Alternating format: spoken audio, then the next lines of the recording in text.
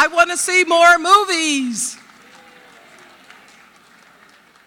But before we see more movies, I want to bring someone here who really we should see more of at this podium, the festival director, Nate Cohen.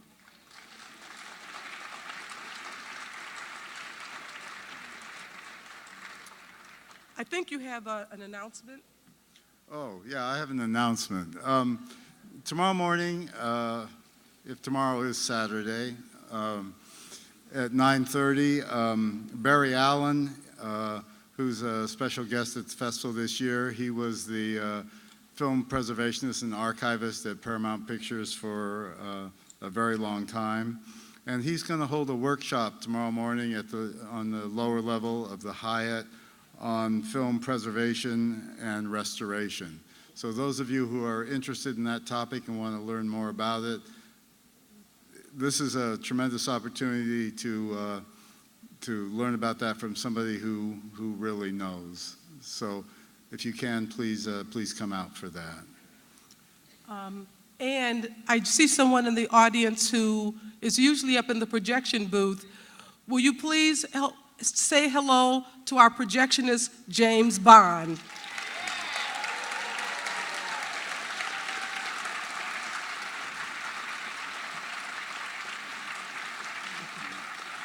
He's the guy in the hat.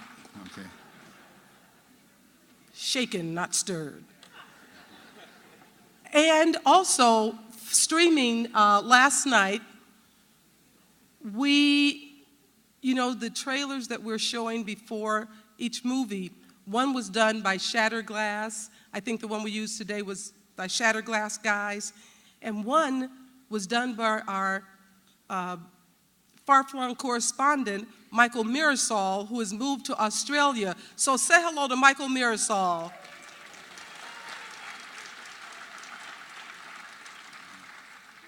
Yeah, he did the one with the Lovely song on it. So our next film, you got anything? I'm just watching you. Oh, I'm watching you, but I don't have eyes in the back of my head, so I don't know what you're doing back there. No. What can I do back here? This is a special treat every year to have the Alloy Orchestra with us with a new silent film. So the guys are all down here with their various instruments, and a couple of them will be on stage after the film with Richard Newport and I believe Michael Phillips to talk about the film. To actually introduce the film itself, we have Dr. Richard Newport, who is a colleague of mine at the University of Georgia. He heads our film studies department. And he has some titles. He's the Charles Whitley Professor of the Arts and the Joseph Meigs Distinguished Teaching Professor. And Chaz wants to say one thing before he comes out. But he is an author, historian, and the Meigs Professorship is one that's rarely given out at the University of Illinois. It's for people who really know how to teach, and Richard has gotten one of them. His books include, most recently, History of the French New Wave Cinema, French Animation History, and his book about John Lasseter, which is published by the University of Illinois Press, copies of which are on sale with Roger and Matt Zoller-Seitz books out in the East Lobby. So, but before we bring him out to introduce the film, Chaz has a couple of words. The only words I have to say are these. The Alloy Orchestra has become one of my favorite, absolute favorite parts of Ebertfest.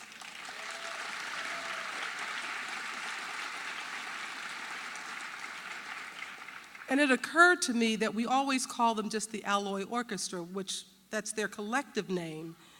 But they have individual names, and I remember, for years Roger was Siskel and Ebert, and people would say, which one is Siskel, which one is Ebert? So I just like to say thank you to Ken Winokur, Roger Miller, and Terry Donahue.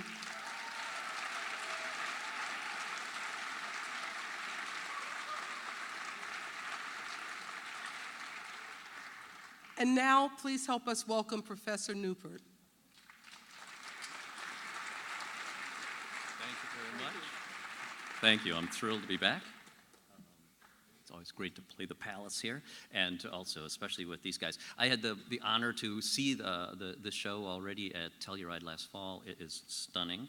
I also had a great question just before coming up. Somebody said, why is this German movie called Varieté? To be classier, I guess, but for in a lot of places, especially in Germany, it's really about variety shows and carnivals and things like that. So they do use the French.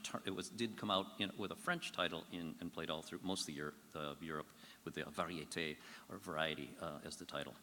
Anyway, thanks again to Chaz Ebert and Nate Cohn, my buddy, for inviting me back this year again. And it really is a marvelous event here, and it's terrific. And I have no idea if the Canadians are still up there. Oh, good. They were wonderful to me last night. Last year, they were wonderful to me after our event at the restaurant. Anyway, just a few minutes to talk about the context for this really stunning movie.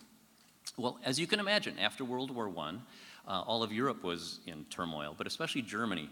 And the German film community was also shell-shocked, kind of dispersed, and really sort of searching for a new purpose, and really renewal.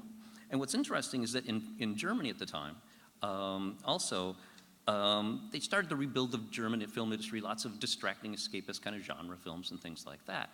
But what's interesting is that a lot of people in the arts community looked to film as a way to kind of revitalize the arts. And already Expressionism had been working through theater and art and things like that, and it started to move into the cinema. And Expressionism was perfect for cinema in a lot of ways. It seemed like a new creative option. It brought people from the other arts, but it also talked about the horrors they've just been through.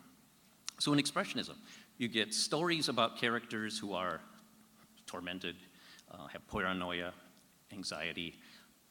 The style should do the same. So a lot of people have seen Cabinet of Dr. Caligari, for example. In that, all the sets are at right angles, at oblique angles. Characters walk, sort of like the movie you just saw. They sort of walk like they've had shackles and they're not on anymore, but they have to keep walking like that. People move like silhouettes, like shadows. They slide across the walls. So anyway, Expressionism was trying to deal with the horrors, come up with a visual style that fit the horrors that they've just been through. And everybody looks like a dead man walking, but the sets also just look like an extension of their misery. So for example, it looks like madness is going to win out because it's inscribed in everything around them. Anyway, German Expressionism is also really the first kind of film movement in film studies. It's an alternative to Hollywood. It's an alternative to, what everybody else is doing. Ran up the stairs too fast. Anyway, so today's director, Dupont. Dupont began as a film critic. In World War I, he's already starting to write movies. He made 25 movies between 1960 and 1925. I have no idea why he wasn't in the war, but he wrote 32 screenplays. He made really popular movies, and one of the popular movies was the Max Landau series of detectives. He made 12 movies in 19 months of that. So he really started to climb the ladder at UFA. So he got a job at the biggest studio in Germany, biggest studio in Europe at that point. And as he climbed the ladder, he got to work with better cinematographers, better actors, etc. And a lot of these people, again, they came from the other arts. They saw themselves as artists, not technicians. So he's moving his way up the ladder, and he finally gets to meet Erich Palmer. Now, Erich Palmer is the biggest producer in German cinema at this era. He does Cabinet of Dr. Caligari. He produces Fritz Lang movies. He produces Murnau movies. And he's the one who took this novel by Felix von Lander and decided, we're going to adapt it, and I want Dupont to do it. So he picks Dupont, gives him the best actor of the time, Emil Jannings, who had just come out of a couple of hits, including Last Laugh. He gives him Karl Freund. Now, Karl Freund is an amazing cinematographer. It's written in the program as well. And he's really responsible for a lot of the look of German Expressionism in the 20s. He also comes to the United States, and he's going to change the look of American films later on. He shoots Dracula, for example. To say nothing of the Lucy show, but that's a different issue.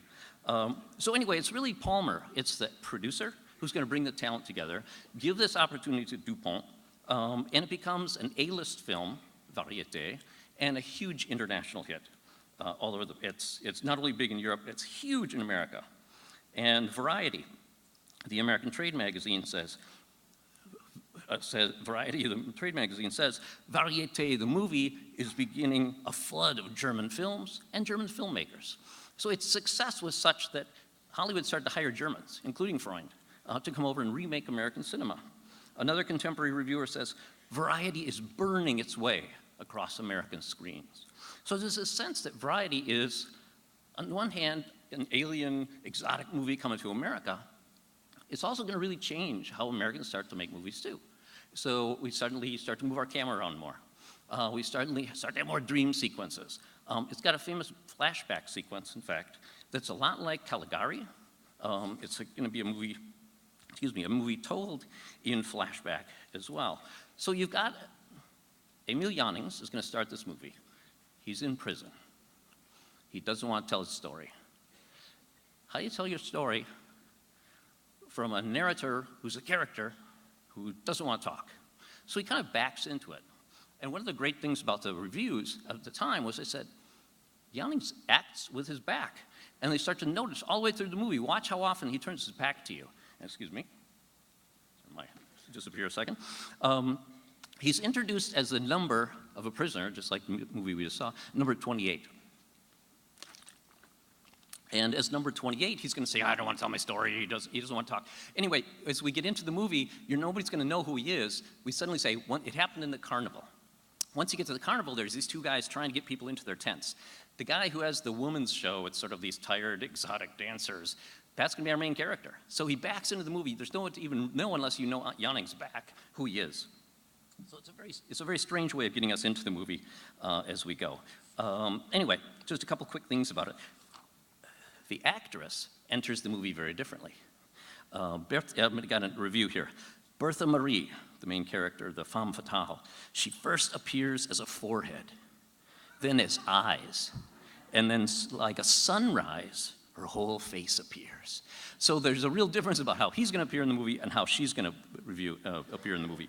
Now, Leah Depute was mesmerizing to contemporary audiences, and the reviewers didn't know what to say about her. They just stumbled over themselves talking about the exoticism, the eroticism of her appearance. And what's really interesting is they either set her up as sort of a seductive predator or this poor little orphan girl trying to survive in a very difficult world. And she's kind of all those things, as you'll see. She's a great femme fatale. This movie, in many ways, is a pre-film noir.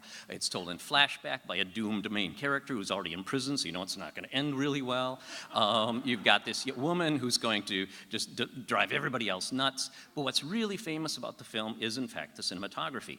That you're going to have these, not just films on trapezes and things like that, but it's going to try to show the subjective state of the characters. Last year we had a French Impressionist film here that was just marvelous. Well, Dupont learned a lot from that movie and others. He wants to show the dream state, the fear in the character's eyes, and really the sense of vertigo.